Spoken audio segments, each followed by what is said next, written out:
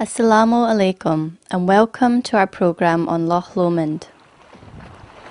Loch Lomond is located in Scotland and is a national park that is famous across the world for its beautiful landscape.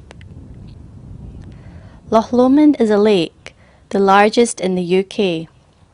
In Scotland, lakes are called lochs, hence the name Loch Lomond and not Lake Lomond.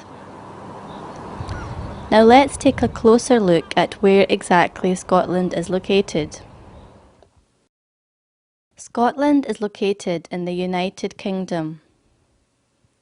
The United Kingdom is made up of 4 countries, with England in the south, Wales in the southwest, Northern Ireland off the west coast, and Scotland in the north.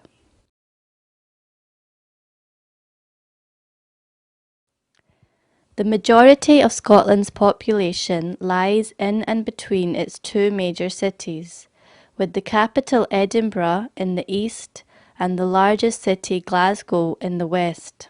Loch Lomond is 1 hour's drive northwest of Glasgow.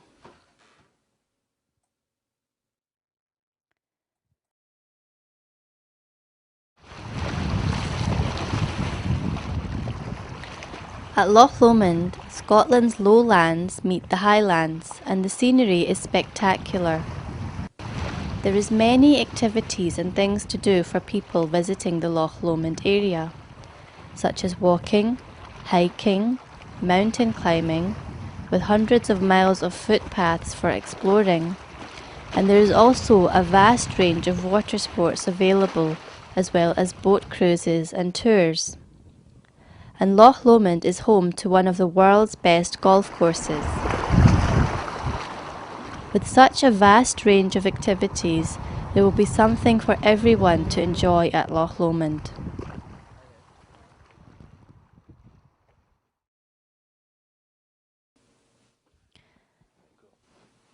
When travelling from Glasgow on the A82 main road, you first reach the most southern tip of the loch, where the town of Balloch is. Here is a good place to start exploring the loch. The town of Balloch is well adapted for tourists coming to the area and hosts an attraction called Loch Lomond Shores. This is an area created especially for tourists visiting Loch Lomond and hosts many facilities such as information centres, a vast range of shops and an aquarium. We recommend all visitors to come here on their visit to the loch as it is the gateway to the Loch Lomond and Trossachs National Park area. Here you will be able to visit the Gateway Centre, where you will find out all about the area in an interactive exhibition. Then there's a park ranger's office and information centre, where you can get details on what's going on in the area and more information on attractions and other things to do and see at Loch Lomond. The shopping crescent boasts a vast array and variety of shops. There's souvenir shops, outdoor clothing shops and a department store, to name a few, along with many other shops, cafes and restaurants. The Loch Lomond Aquarium is housed in Drumkinnon Tower, the heart of Loch Lomond Shores, and while of contemporary design is reminiscent of a medieval Scottish castle.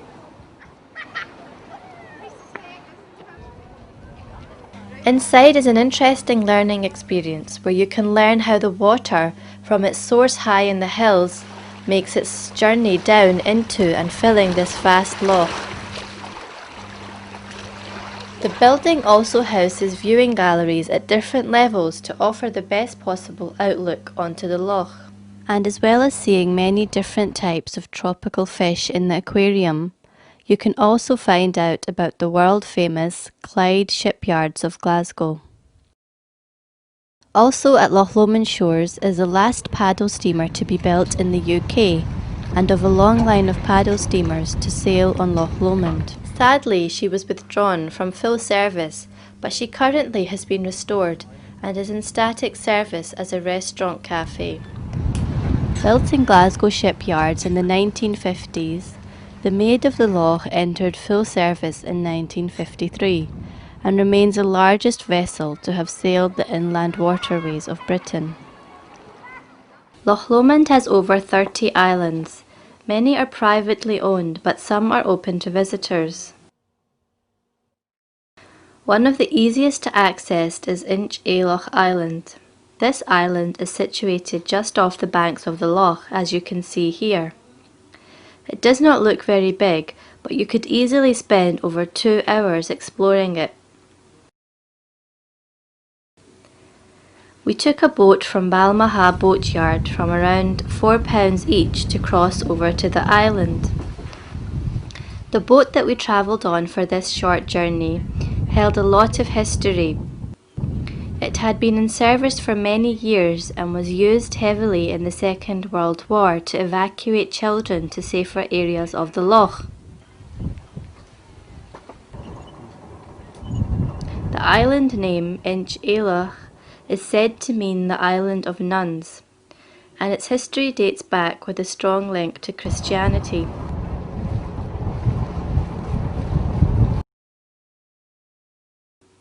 As we travelled across to the island, which is 1.3 kilometres long, we've seen some amazing views of the mountains around the loch.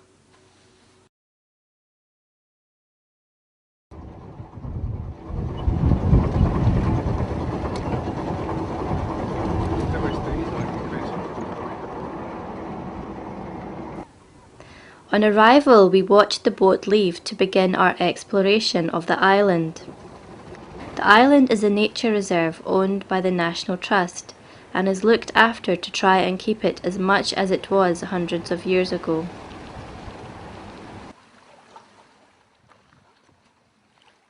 When you arrive, there is a map showing the paths around the island. On the map, there is 5 key areas to visit that are connected by a series of paths in and amongst the dense forestry going up the steep sides of the island. Paths are clearly marked with these information point posts. We followed the set out paths on our journey to prevent damage to the island. At some points, as you can see, the path has been adapted to make it safer to walk along. And along the paths there is direction boards to point you in the right direction and keep tourists on the designated paths.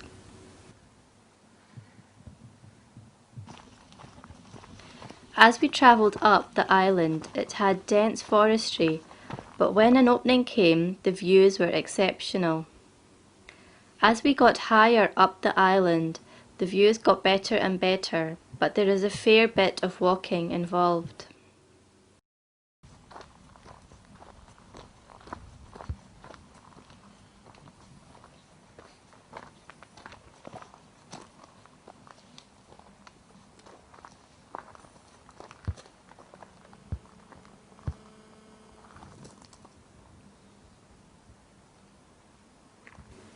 We continued on the path up the small island that has a height of around 80 metres. The walk gets difficult at points, but it is worth it as the views further up were spectacular.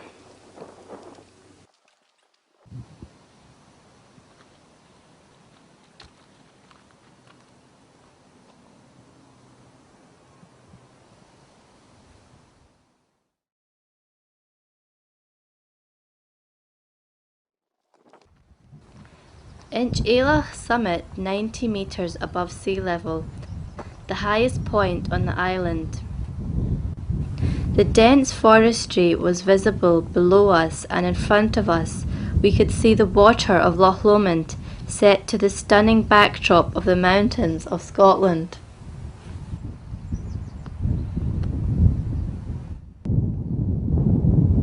With a surface area of 70 kilometres, Loch Lomond is the largest and most accessible of all Scottish lochs. It lies only 7.9 metres above sea level, and from the summit of the island we can start to see it to its full extent. The present size of Loch Lomond is testimony to the erosive power of the glacial ice sheets that covered Scotland hundreds of thousands of years ago. In its northern part, where the ice eroded more powerfully, changing the shape of the landscape, the loch is narrow and around 153 metres deep. In its wide southern lowland part, the loch rarely exceeds 30 metres in depth. The geology is strongly reflected in the scenery found along Loch Lomond.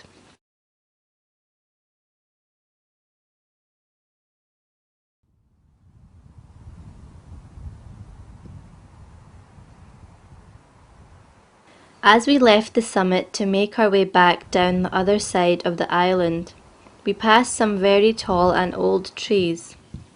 We then came across an ancient burial ground, which was very interesting.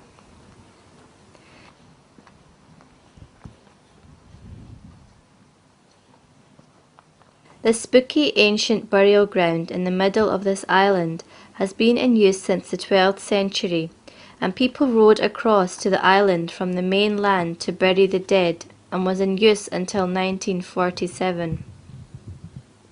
The graveyard on the island was also used by the clan MacGregor. Some of the Rob Roy's ancestors are buried here.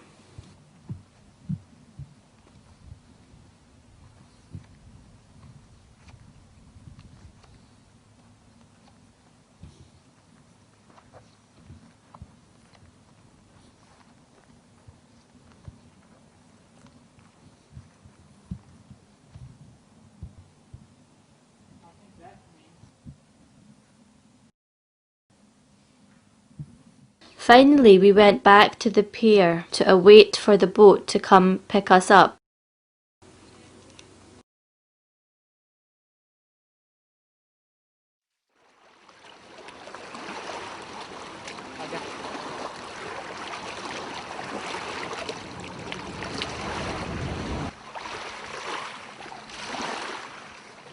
Loch Lomond is well known as where Scotland's lowlands meet the highland of Scotland.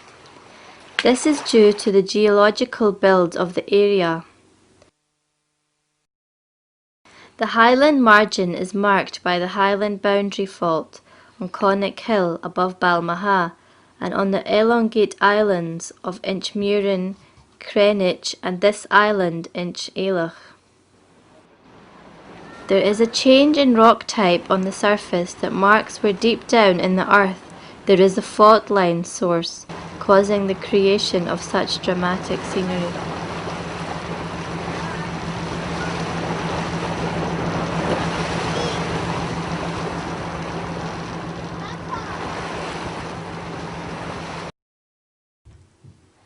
Nowhere else in Scotland so accurately fits the description of where the highlands meet the lowlands. The spectacular natural features and the wonderful wildlife which inhabits this area are just waiting to be explored and experienced. For anglers, the Loch Lomond and Trossachs National Park, the first of its kind in Scotland, offers excellent fishing. Throughout the area, salmon and sea trout annually migrate up the rivers. There is plenty of excellent fishing to be had.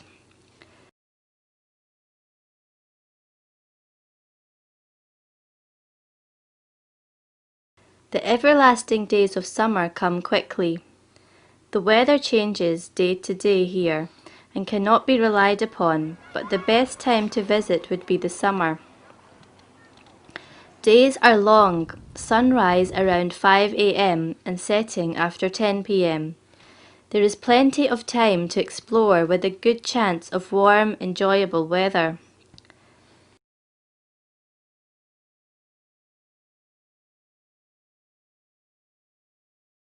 With winter's first snow comes a dramatic change in the landscape. The mountains are cloaked in the purest white, and life takes on a certain crispness. You can also visit in winter, where you will find the majority of the hilltops covered in snow. There is no doubt that the snow creates an amazing change in the landscape and gives it a whole new and spectacular view. For botanists or anyone who appreciates the natural beauty of a living landscape, Loch Lomond is unmissable. Over 25% of all ferns and flowering plants recorded in Britain can be found in and around the national park. There are deep, dark conifer forests, broad sweeping fields with bobbing meadow flowers, vast stretches of heather swathed moorland. Plants are rarer in the remote and rugged highland area. Moorland is the dominant landscape, and where heather and bell heather are predominant. The lower ground in Loch Lomond and the Trossachs is dominated by oak woodland.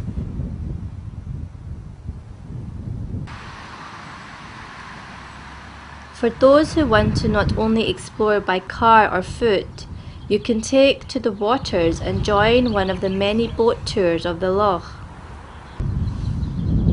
There are several locations where you can board a guided cruise of the loch that will gladly show you around the loch and inform regarding the loch and its history.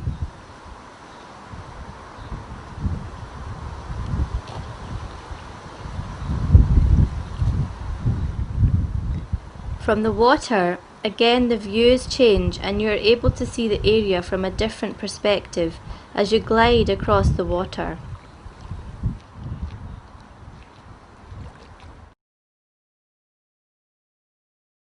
Other options are available, such as private boat hire for the more experienced, who wish to spend longer on the water and make their own way across the loch.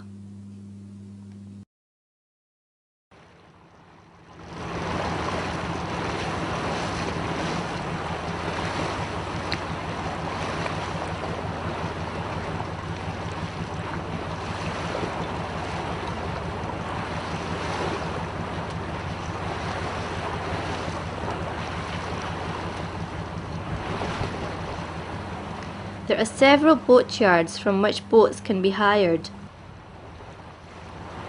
But for the more adventurous, jet skis can also be hired for a spot of water sport.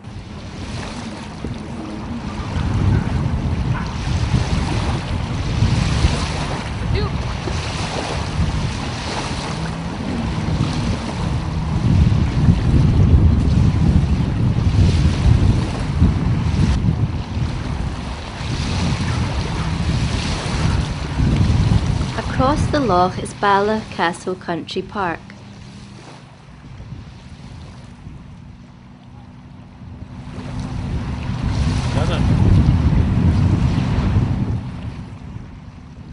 Set on 200 acres, Balloch Castle Country Park is on the bonny banks of Loch Lomond. It is in an area registered as an Area of National Scenic Significance. Its history is that prior to the year 1652, the local town of Balloch in its entirety was owned by the Lennox family, from which have come nobles and monarchs. The bravery of the family was recognised after their involvement in the Battle of Bannockburn in 1314. The present castle was built by John Buchanan in 1808, using the stone from the old castle.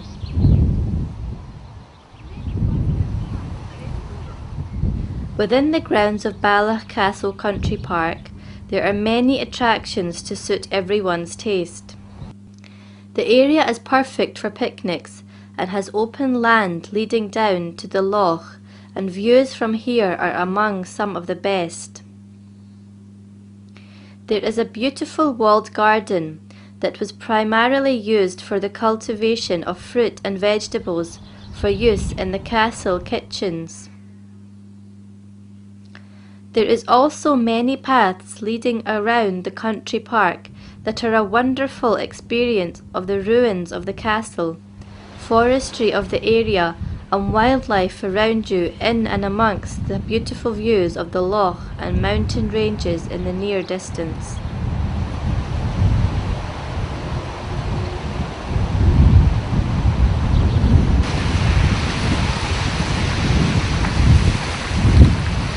The Highland boundary fault cuts a swath across Scotland, and this can be seen quite clearly in the contrasting landscapes to either side, with the west of the line distinctly more mountainous than that to the east.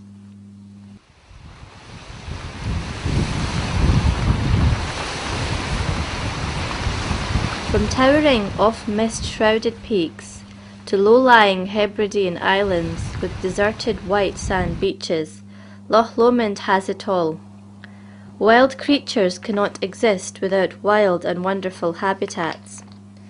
With a rich and diverse natural environment, we're better to experience and enjoy Scottish wildlife. Loch Lomond is a popular tourist attraction. 22.6 miles long, it is not the longest loch in Scotland. Lochs Awe and Loch Ness are longer, but it is the largest expanse of fresh water in Britain.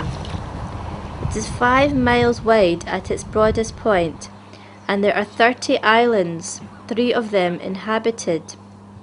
Ben Lomond, halfway along its eastern side, is a mountain that is just over 3,192 feet, that's 973 meters high.